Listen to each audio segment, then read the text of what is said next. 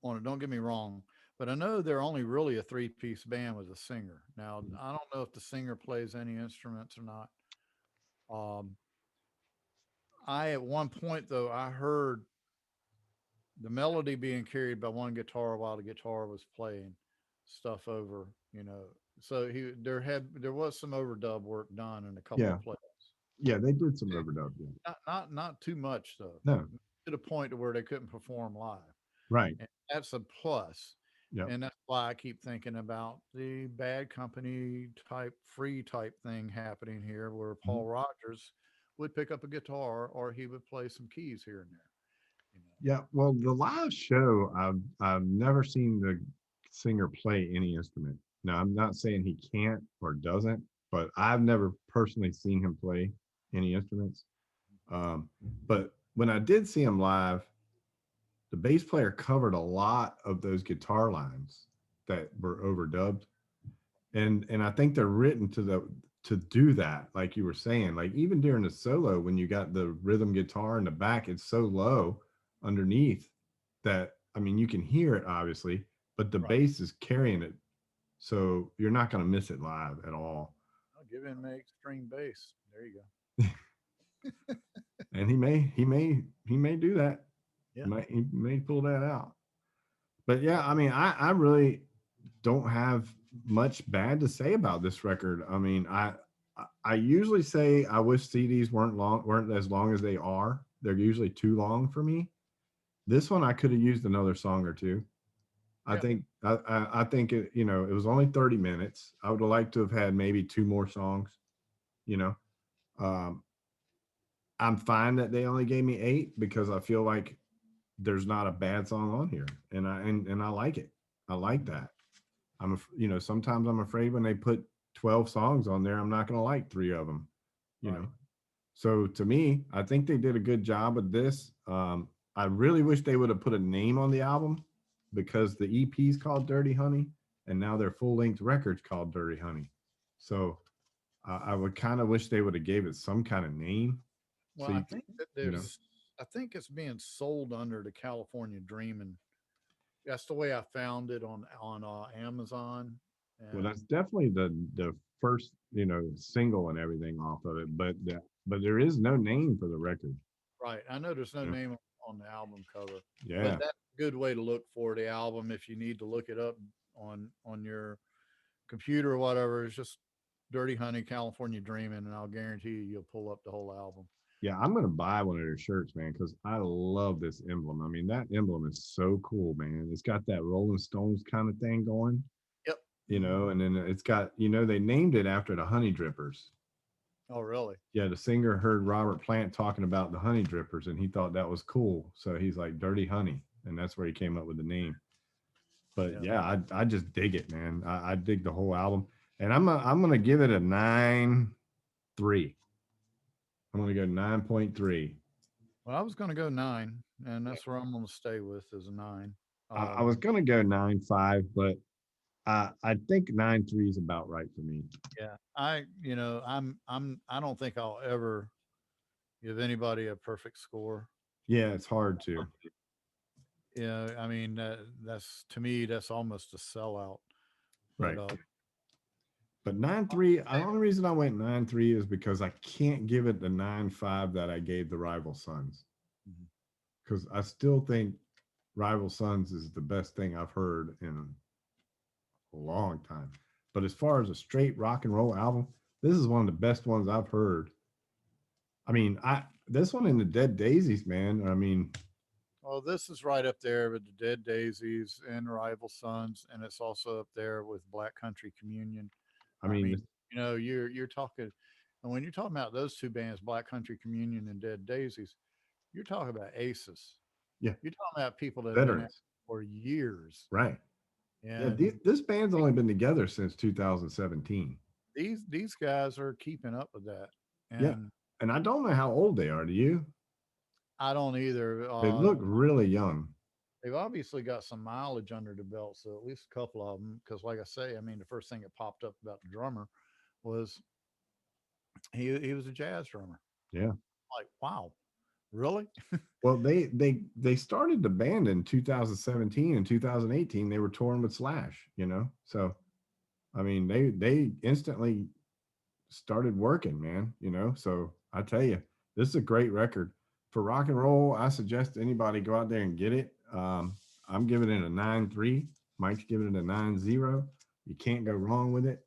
John, I hope you pipe in and let me know what you think of this because I think it's a super great album and I know you're going to like it too.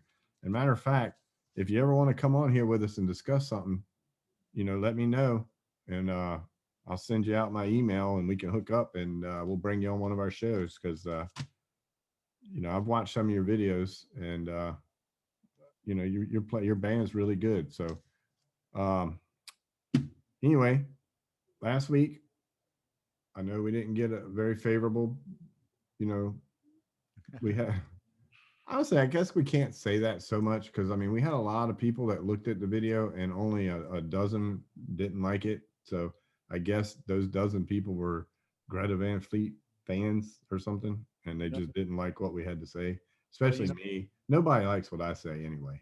well, you know what it's like in show business. It's like bad publicity is better than none. Yeah.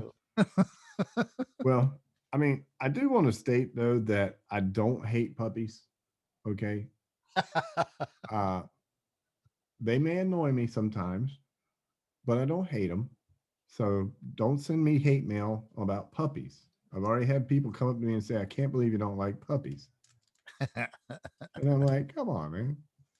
I mean, the comment was cool. The guy gave me, it was pretty cool. I thought it was funny. That's why I commented back with him. And I think he took it well too. But I like puppies. Okay. They just annoy me. Anyway. I All right. like So listen, there's a couple things I want to say real quick. First of all, I want to say that we can't play this music on here because they will pull the video. People have asked me, why don't you play some songs on here? I can't do it. If we do, they're going to take the video down more than likely.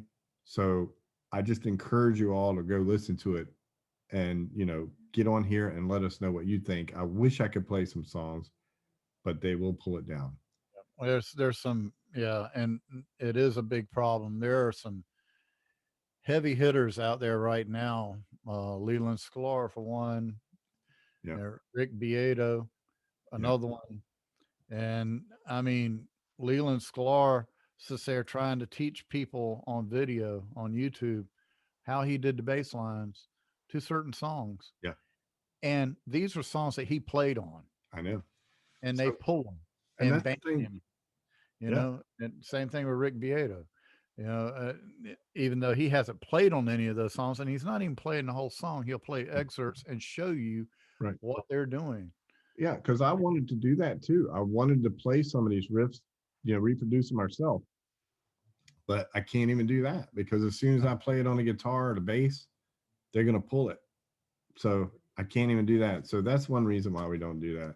Another thing is I want y'all to look out in the future. We're still doing these CD reviews, but I have some stuff that we've already worked on that I'm putting together. We're going to do artist profiles. We have another segment coming up called Tools of the Trade, where we're going to break down instruments and why and what they produce, how they produce, what makes a good sounding drum, or what guitar sounds good for what type of music. So look out for those coming up in the future. I do have a couple people lining up that we're going to bring on here. We're going to discuss certain things. Got a couple And people, but Yep. So we're going to start having guests on here. So if any of y'all are interested and you want to come on here and talk about some of the CDs or, any other topics that we will be talking about, let me know. Cause I mean, I can put like 9 people on here at the same time and we can just all discuss topics. It's not a problem. So anybody that's interested, shoot me with a comment and I'll bring you on here. Another thing is I do want to give a shout out to our brother that passed away. Today was his birthday. So I want to shoot a toast to him and say happy birthday to Chuck. You miss know, you, brother. yeah, man, miss you. And I know he's up there jamming with the bands up there. So here's to you, Chuck.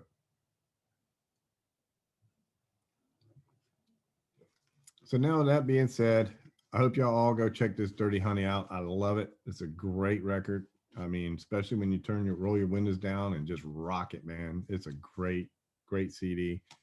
Um, We're Let us not know what you think. Hit the like button.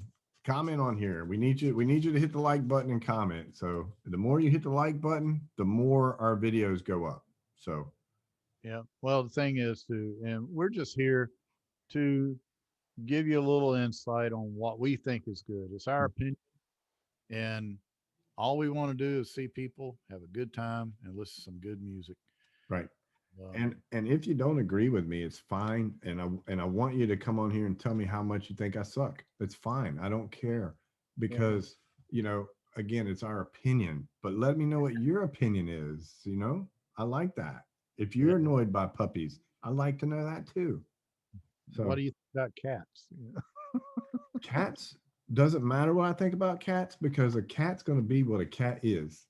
There ain't nothing you can do about a cat, right? Cat in the hat. The cat looks at you when he does something wrong and thinks you're the one that did it wrong. Like, That's just the way cats are. he'll do it again too. And he'll knock whatever you have on your shelf off and wonder why you put it in his way, right? So Yep. anyway, all right. Well, everybody, thank you for tuning in on this one. And that's gonna wrap it up. 9-3 for me. Mike gave it a 9. Really good record. I definitely would suggest you going and checking everything out they do because I have not seen anything bad by these guys. So until next time, y'all stay safe. Yep. And peace and love and listen to the music. See you later.